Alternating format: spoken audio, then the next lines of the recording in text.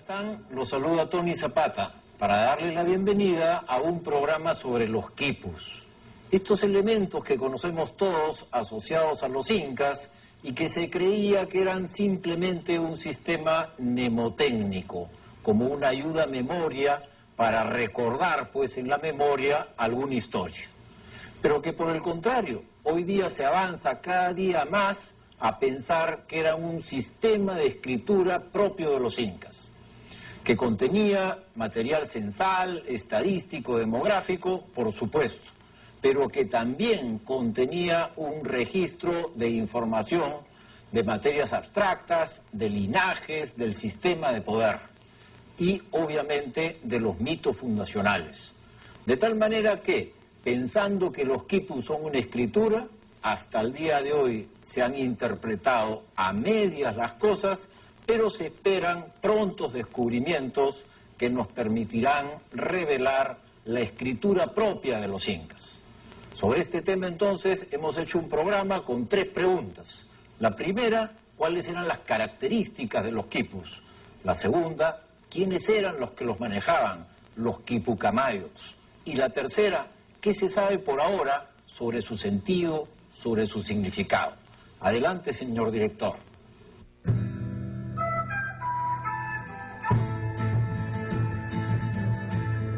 Quipu es una palabra quechua y significa nudo, porque todos los cordeles verticales que colgaban de ese cordel horizontal tenían nudos.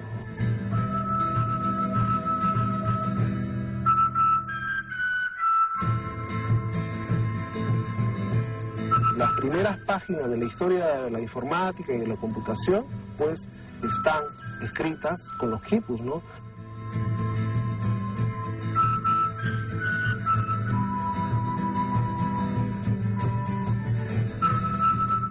Es un recurso de información, es un medio de transmisión de información y al mismo tiempo de archivo. Es un lugar, un instrumento en el cual se registran, como en todos los pueblos del mundo, ¿no es cierto?, se registra la parte de contabilidad del Estado, de contabilidad en fin, de los intereses económicos y de acontecimientos que se daban. Los quipus fueron un sistema para conservar información compleja. De hecho, fueron el lenguaje del imperio, porque estuvieron íntimamente asociados a la expansión y al fortalecimiento del Tahuantinsuyo. Los incas gobernaron gracias a 2 instrumentos principales: la red de caminos, conocida como Capac Ñan, y el sistema de los quipus, manejados por especialistas llamados quipucamayos. Caminos y nudos le permitieron al Inca comunicar el centro político con los confines del imperio y mantener la lógica y las cuentas de la tributación de la población con el Estado. Yo pienso que lo más importante del quipu es que te permite tener actualizada tu información sobre qué es lo que ocurre en un territorio. El quipu está en la base, junto con el camino, con el Capac Ñan, está en la base del éxito económico que pudo tener el Estado inca y político. No tanto por los mecanismos de control, cuanto por la disponibilidad de recursos que el quipu contiene en sí mismo. El Capac Ñan es el resultado de una excelente organización que existía antes y el quipu era parte de eso. El quipu, más que el saber cuántas gentes hay, lo que te dice es cuántas gentes, para qué, cuánta comida, para qué, cuántas telas, cuántas armas, cuántas cosas, en dónde y cómo, y su disponibilidad, pero como algo actualizado y permanente, de tal manera que si eso cambiaba el quipu. La columna vertebral de un quipu es una cuerda gruesa de aproximadamente 1 centímetro de diámetro, llamada cuerda primaria. Ella está fabricada con hebras hiladas de varios colores. Su característica es que son mucho más elaboradas que las colgantes casi siempre, ¿no? Tienen a veces por medio pues, de torsiones y combinaciones de cuerdas de colores, sacan arreglos pues, lindos, con acuerdos muy, en algunos casos muy bonitos, ¿no? Esa cuerda principal, en algunas pocas ocasiones, ha sido reemplazada por un palo de madera. Y hay algunas que tienen, digamos, en un extremo una borla, ¿no? Una borla, que podría indicar, por ejemplo, identificar al quipu camayo, podría identificar, digamos, al asunto al que se refiere el quipu, ¿no? Por ejemplo, por decir una cosa imaginativa, si una borla roja podría indicar, vamos, datos sobre guerra, ¿no? A armas, en fin, cosas de ese tipo. Sin que esto quiere decir que sea así. Información propiamente imperial, ¿no? Del Estado. Imperial. Pero esta cuerda principal es el soporte de numerosas cuerdas secundarias que penden de ella. Y son en estas cuerdas secundarias donde se hallan los nudos que contienen la información. El quipu clásico incaico está conformado por una cuerda transversal que es más o menos gruesa, de la cual penden unas otras cuerdas menores que se llaman las cuerdas colgantes, y de estas cuerdas a veces también penden otras cuerdas que se llaman las cuerdas subsidiarias, ¿no? Y a veces inclusive hay subsidiarias de subsidiarias. Bueno, las cuerdas son de diversos colores, también hay quipus monócromos. Toda la información, los nudos, está no en la cuerda principal, sino en las otras cuerdas. En las cuerdas colgantes y en las subsidiarias. Se han conservado algunos quipus que tienen apenas 2 o 3 cuerdas secundarias, mientras que existen otros que tienen muchas. El más extenso conocido tiene 1500 cuerdas secundarias con información numérica que penden de una sola cuerda primaria.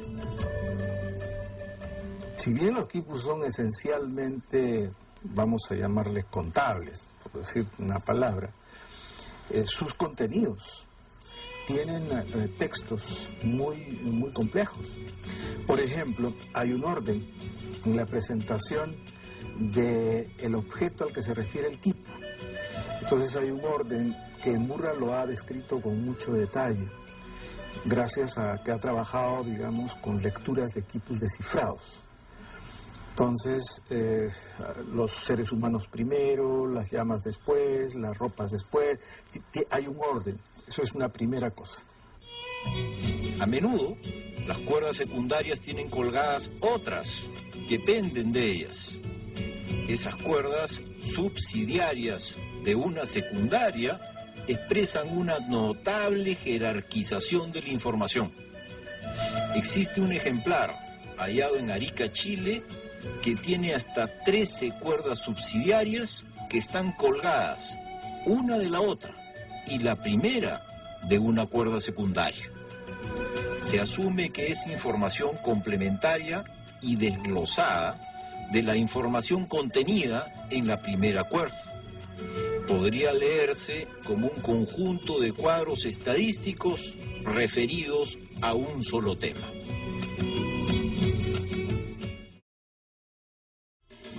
Las cuerdas están fabricadas con lana de camélidos o fibra de algodón.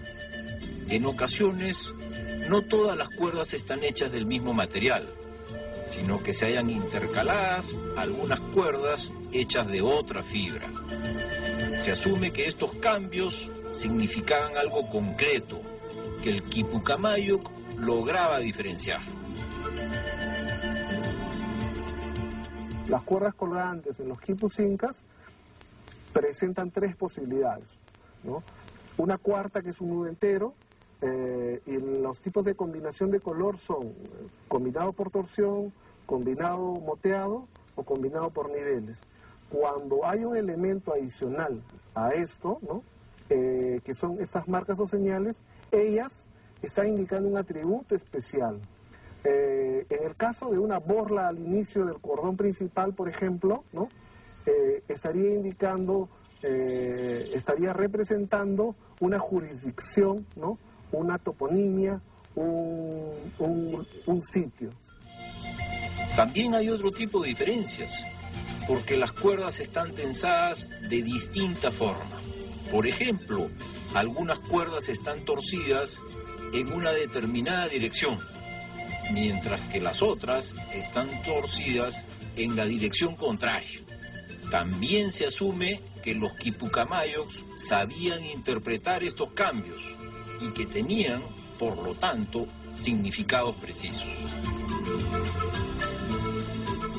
En un quipu había todo un conjunto de códigos que podían particularizar, eso está clarísimo en Cobo, que podían particularizar el quipu.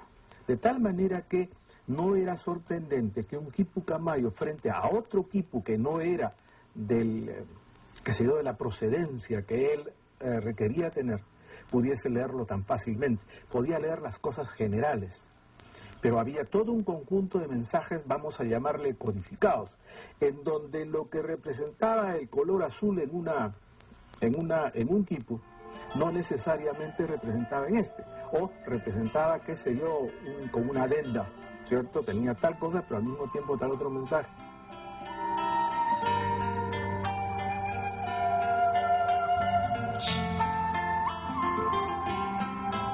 Otra cosa que también se ha discutido es de si el quipu tenía un sistema uniforme, o sea, una clave que lo pudiera leer cualquiera, ¿no? Cualquier quipucamayo pudiera leer el quipu. Algunos dicen que no, que cada quipucamayo hacía lo suyo a su modo, ¿no? Pero si hubiera sido así, ¿cómo podría recopilarse la información censal, por ejemplo, de todo el imperio hacia el Cusco, ¿no? Tenía que haber un sistema único o de los tributos. Los quipucamayos fabricaban los quipus y no solamente los leían y sabían descifrarlos. De hecho, la palabra camayoc está significando un maestro que conoce el proceso íntegro de fabricación, conservación e interpretación. Camayoc es algo muy importante. El Camayoc es un especialista, el Camayoc es un profesional.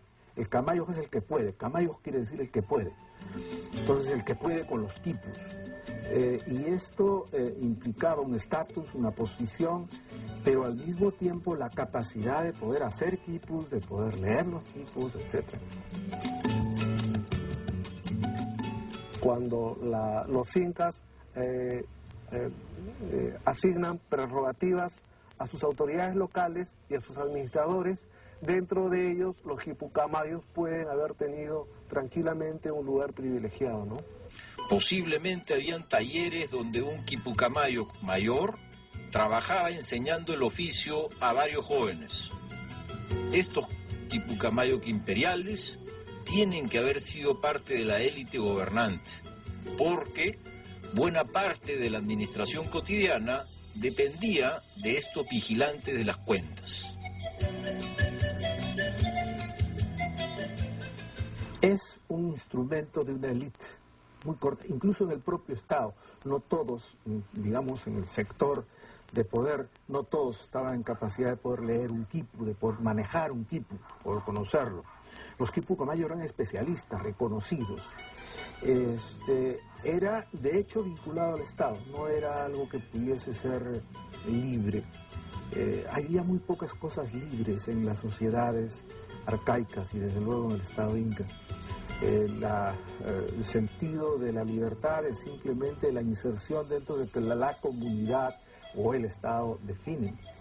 Y en el caso de los quipus, son los secretos del Estado, es saber cuántas gentes hay, cuántos tributarios se pueden tener en un determinado lugar y qué cosas pueden entregar esos tributarios al Estado. Eso es una cuestión básica para la supervivencia del Estado.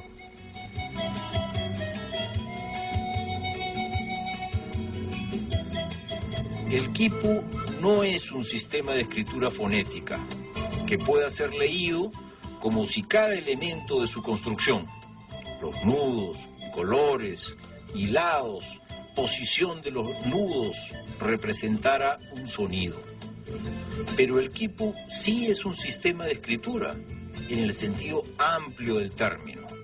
Esto es, el quipu es un sistema de señales visuales o táctiles que contienen significados. En ese sentido amplio de la palabra, los incas sí tuvieron escritura y conservaron su información con un sistema que aún no hemos podido descifrar, pero que existió y estuvo plenamente en uso, al grado que era un soporte de su civilización. Los incas no fueron una cultura puramente oral. Por el contrario, los incas sí sabían conservar la memoria en un sistema exacto de anotación por nudos.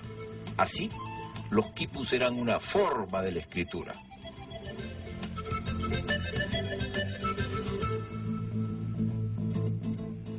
El quipu es un tipo de recurso básico que tuvo representaciones muy similares en todo el mundo.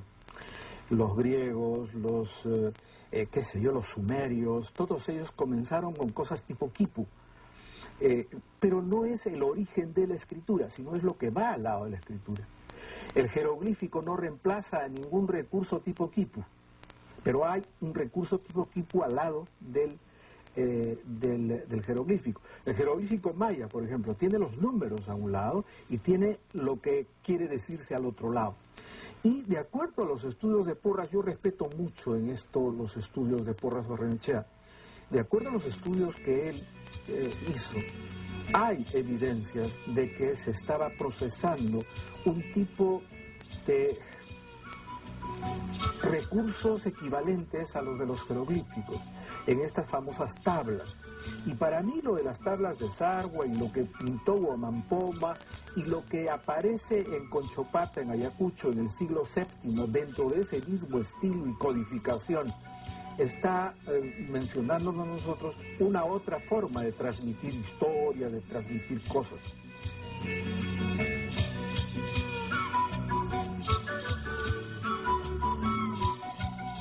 Toda la información, toda la realidad la reducían, la llevaban a números o a colores o a posición en las cuerdas, ¿no?, en esta secuencia ordinal o según otros principios, ¿no?, que son más o menos explicables, ¿no?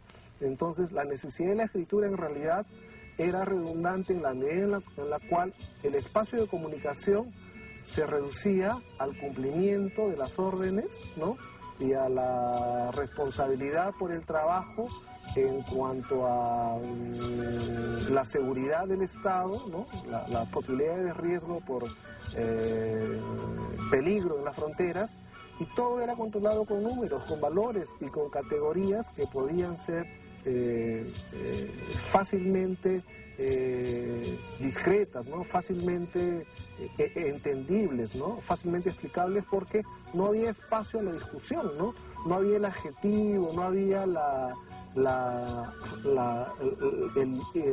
espacio intermedio en el cual uno pues necesita interpretar, ¿no?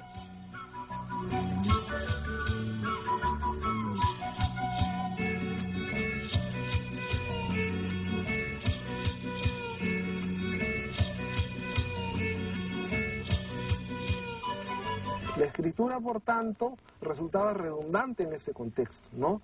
Y no es porque necesariamente de la tradición de los quipus devenga o sea un paso previo al de la escritura, ¿no? Sino, tal vez, como dice Salomón, es el camino no tomado, ¿no? Es una opción distinta, ¿no? Y eso tal vez es otro mérito de la tradición del uso de los quipus en los Andes, ¿no? El quipu es un sistema de anotación tridimensional de significados.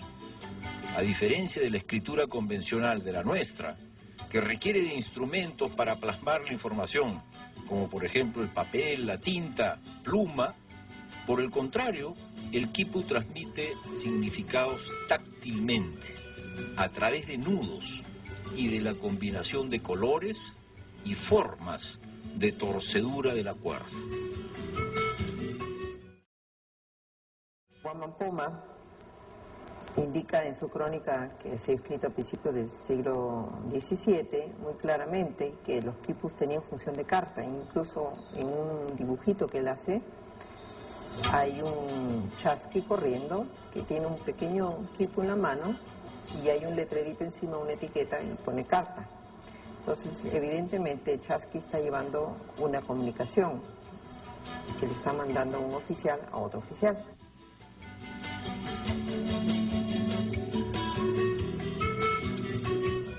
A estas alturas, los científicos han determinado plenamente las cuentas del quipu.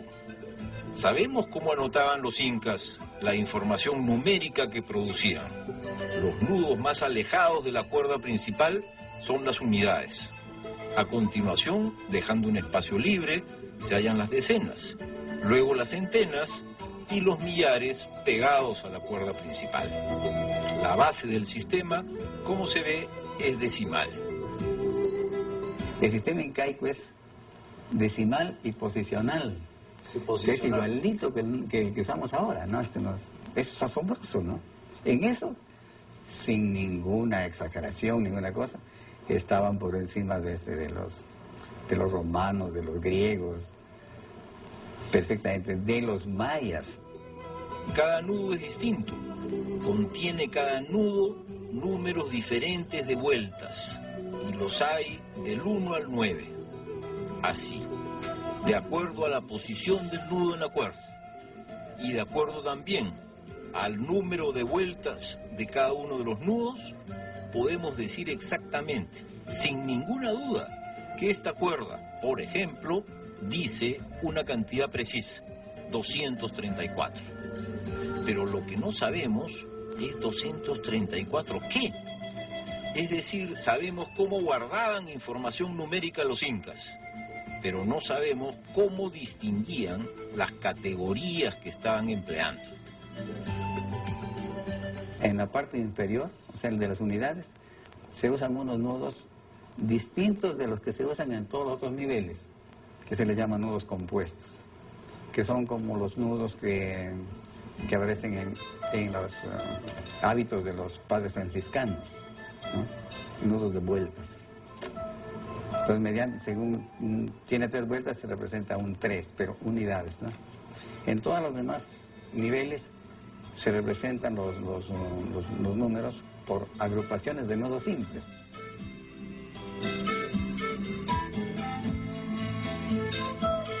Por otro lado, tampoco sabemos interpretar los quipus no numéricos, y sin embargo, sabemos que existían quipus que contenían información sobre genealogías y mitos. Por un lado, algunos cronistas informan haber estado frente a quipucamayox, que desplegaron sus cuerdas frente a ellos y les relataron genealogía y leyendas principales del imperio.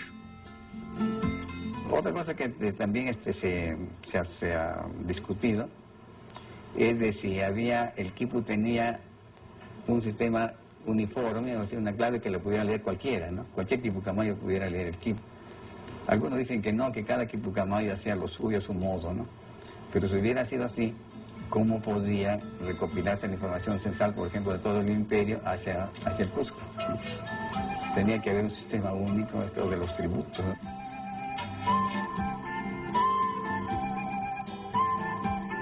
Entre los quipus existentes en los museos, hay algunos pocos que no siguen los estándares numéricos de la mayoría. Es decir, se halla que no respetan la posición en la cuerda o que los nudos tienen más de 9 vueltas. Así, los arqueólogos han logrado identificar en los museos los quipus que contienen información no numérica, pero igual, no sabemos tampoco qué significa cada cuerda.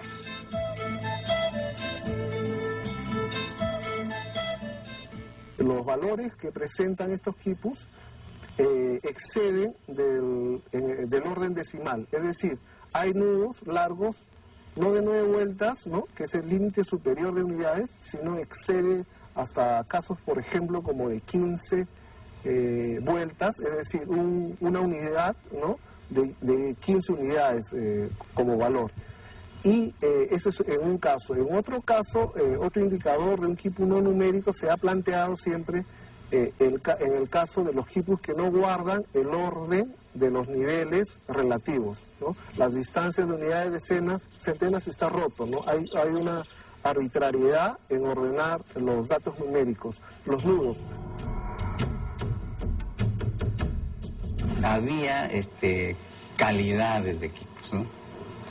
Porque sí, por ejemplo, cuando, digamos, en nuestro idioma, ¿no? un libro puede contener un texto de filosofía o de economía, alguna cosa muy importante con características particularísimas, o sencillamente ser un cuento infantil, ¿no? Claro. O aún menos que eso podría ser, digamos, una cuenta de mercado, ¿no?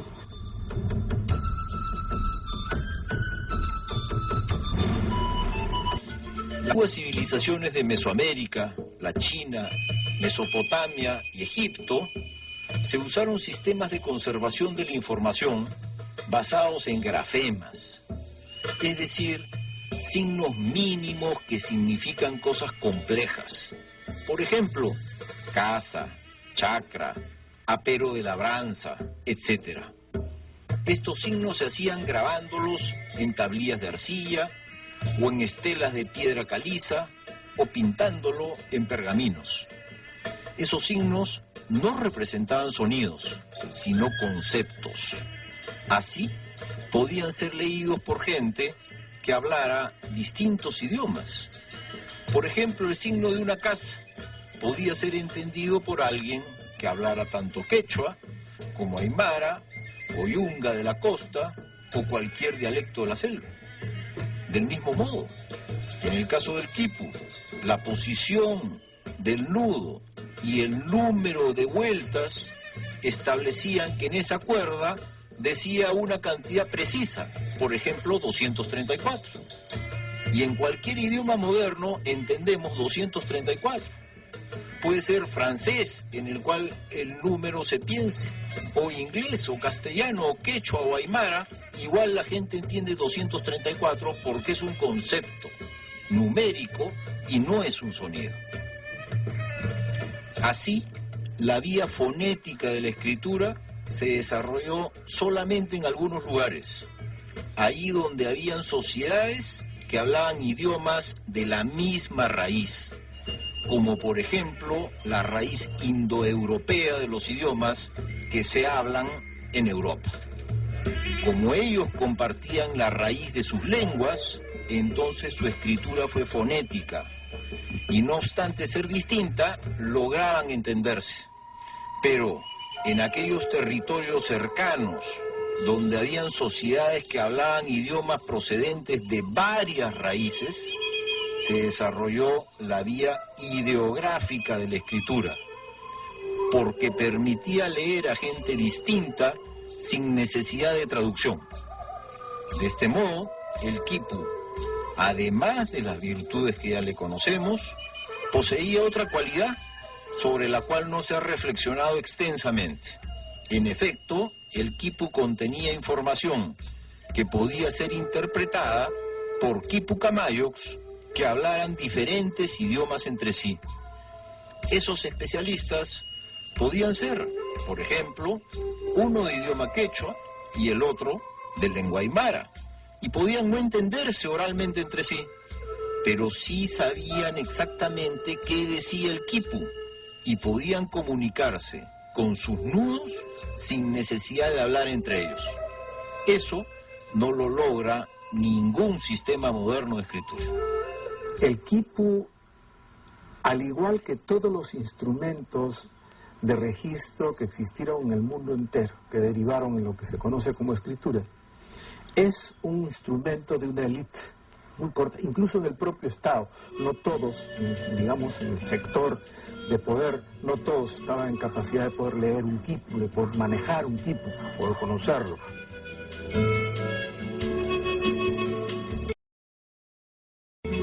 Gran parte de los cantares, si bien que son los que conservan la memoria del Estado inca y de los quehaceres de los incas y lo demás, está muy asociado al quipu. Muchas de esas cosas se leían con quipu a la mano.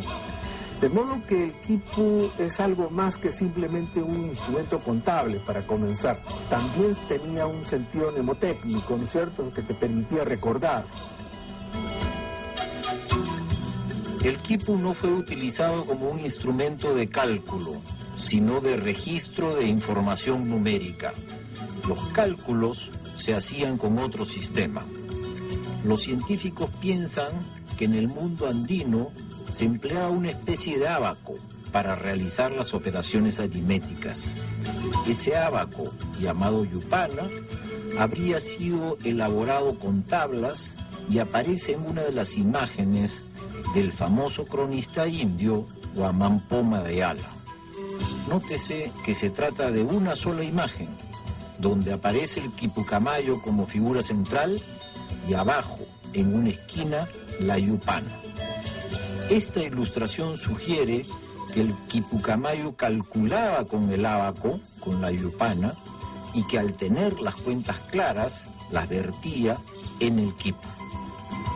El Inca lo que ve son números en la realidad, y si no los ve con facilidad, los concibe, los construye, ¿no? Eso es un poco el misterio, eso es un poco el gran aporte y la facilidad y la posibilidad que tuvieron los incas para controlar un imperio tan grande, un imperio tan vasto.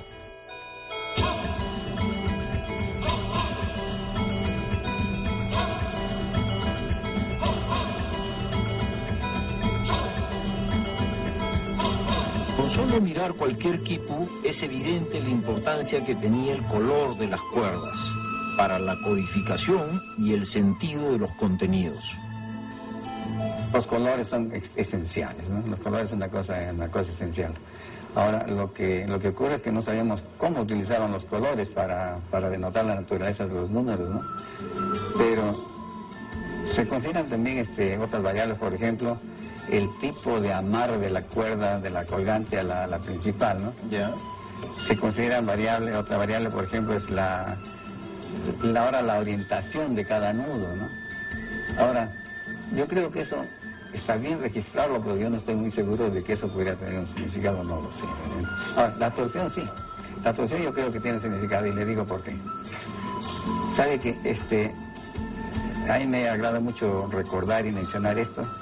En una de las últimas conversaciones que tuve con el doctor Radicati, él me dijo una cosa interesante. Me dijo, yo quiero dedicar, me dijo, los últimos años que me queden a estudiar los quipus mágicos, ¿no? ¿Cuáles son estos? Bueno, eso es lo interesante.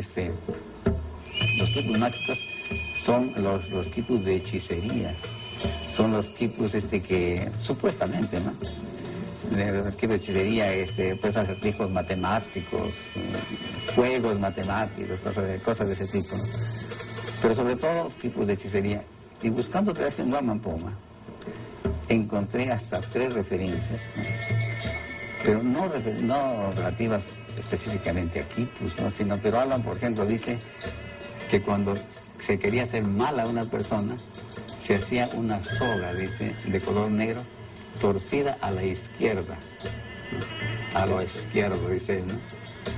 Y que eso se ponía por el sitio donde iba a pasar la persona a la cual se le quería hacer un daño, ¿no? Entonces, evidentemente, por lo menos teniendo en cuenta lo que dice Guamán Poma, pues el sentido de la torsión tiene un significado, ¿no? Igualmente aparece claro que las cuerdas secundarias están agrupadas y que se pueden distinguir conjuntos que deben haberse referido a la misma categoría. En algunas crónicas hay descripciones, y siguiendo las anotaciones sobre quipus que se hallan en las visitas, hace muchos años John Murra planteó cuáles eran las categorías de un quipu estatal, es decir, qué significaban las cuerdas, y no solamente cuál era su registro numérico. Murra planteó que un quipu de los Huancas contenía información sobre demografía, población tributaria, animales domésticos y cultivos, y que su lógica eran series de personas, animales y plantas. Guiados por esta idea, desde hace algunos años, diversos investigadores han tratado de interpretar los quipus estudiando aquellos ejemplares hallados en determinados lugares, sobre los cuales se cuenta con información variada, sea arqueológica o histórica. Así, por ejemplo, se ha trabajado sobre un quipu encontrado en Asia, planteándose una interpretación de ese quipu y, por así decirlo, planteando su significado.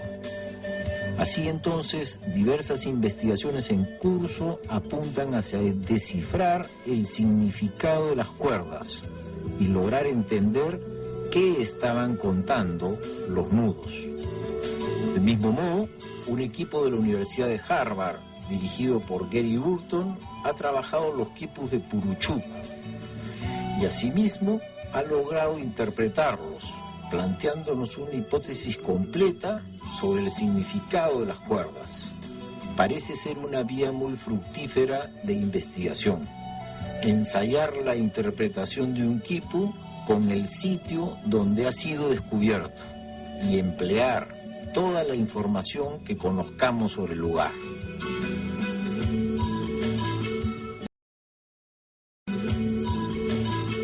Se ha propuesto el registro, ¿no? La interpretación de quipus con contenido contable. Es el caso de Puruchuco, por ejemplo, donde Gary Burton ha propuesto una jerarquía en grupos de quipus donde sucesivamente partes de la colección están resumiendo en 3 niveles el contenido de la información en los quipus. Es decir, hay un nivel inferior, donde la información está más desarrollada, hay un nivel intermedio, donde está más sintetizada, y finalmente hay un grupo de quipus cuya información está muy reducida en un número de cuerdas muy limitado. ¿Qué ha propuesto Gary Burton? Que existe un nivel jerárquico de menor a mayor. El mayor es estatal y el menor es local. Otra vía de los estudios ha sido enfocar el uso de los quipus el día de hoy. Así, los antropólogos Franz Salomon y Óscar Núñez del Prado han buscado y encontrado comunidades donde antiguos quipus siguen existiendo y cumpliendo funciones. En algunos casos, su uso es puramente ritual, pero en otros ha conducido a confirmar algunos principios y a descartar algunas otras ideas. Como por ejemplo, la base decimal sigue vigente hasta el día de hoy. También la posición de los nudos, el grosor de ellos y el color de las cuerdas diferencia significados. Tú sabes que en lo de Rapaz se cuenta, por ejemplo, la guerra con Chile, ¿no es cierto? La guerra con Chile está expresada en el reemplazo de un nudo por un soldadito chileno, ¿cierto? Que está colgado, adherido al cordón, un muñequito. Está refiriendo eso. Obviamente quien llegaba a ese punto en la narración contaba la guerra con Chile. Y eso se guardaba en el tiempo de los incas pues en forma de cantares, ¿no? Hay cantares tan clásicos como los que transcribe Betanzos, ¿no? Los cantares de Betanzos son realmente puestos en quechua, son una delicia, son cantares así, casi como los bíblicos, ¿no? Con todas sus frases y demás. En los alrededores del lago Titicaca, a comienzos del siglo XX, Max Zurle encontró también que comunidades de pastores contaban con quipus sus propios rebaños. En el caso de los quipus modernos, el uso al cual se le asocia normalmente es a contabilidad de ganado o el empleo en las haciendas, ¿sí? Podríamos decir entonces que el origen del quipu en realidad podría remontarse al último uso que ha tenido en la actualidad, ¿no? Que es el de la administración local, de contenido básicamente de información contable de la ganadería o de la administración del ganado. Entonces, podría remontarse el origen, ¿no?, a uso preestatal, ¿no?, con esta función.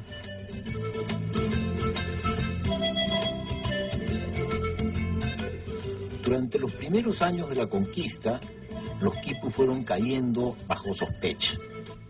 Lo que sí existe es el testimonio y la sorpresa que genera en los cronistas o en los primeros